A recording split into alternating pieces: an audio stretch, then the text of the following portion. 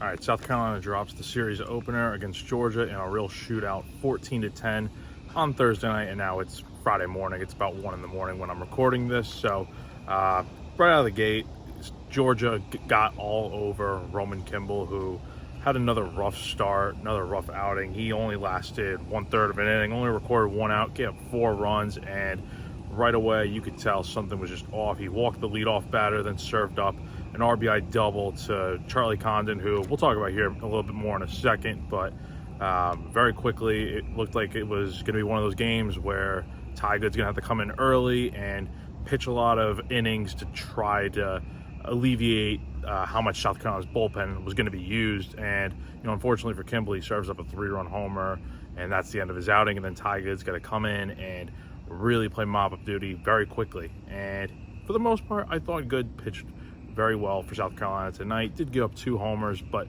outside of that, he goes 4 innings, gives up 4 runs on 5 hits, 7 strikeouts and 2 walks, and he was easily one of the reasons why the Gamecocks still had a chance to win the game. And obviously, right after Kimball gives up those runs and Good comes in and kind of cleans up, South Carolina goes out there and scores 3 runs, and you've got yourself a ball game. But just like before, Georgia's offense was relentless all night long.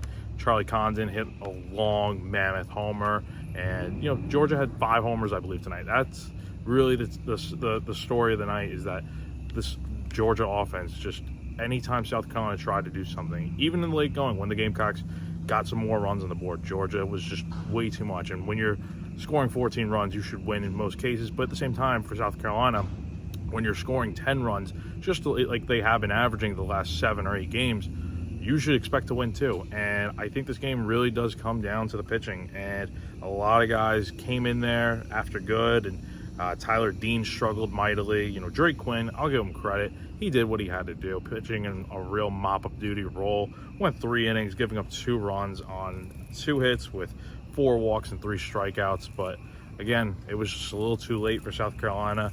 Now, I will say some of the offense did, do a good job for the Gamecocks tonight. Kenny Jones had 4 hits, 3 RBIs.